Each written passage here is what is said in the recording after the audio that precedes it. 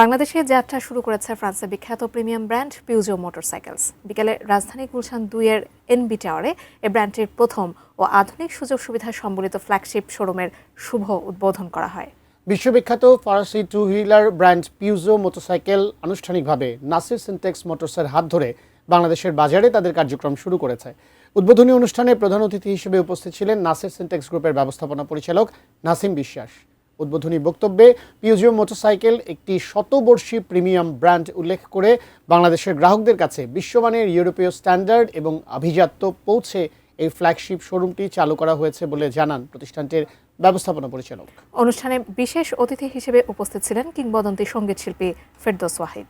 Peugeot মোটরসাইকেলের global টিমের পক্ষ থেকে উপস্থিত ছিলেন প্রতিষ্ঠানটির ইন্টারন্যাশনাল জেনারেল ম্যানেজার হাও ওয়াং এবং ইন্টারন্যাশনাল সাপ্লাই চেইন হেড দান ইউ। উদ্বোধন শেষে অতিথিরা কেক কেটে নতুন এই যাত্রার শুভ সূচনা করেন।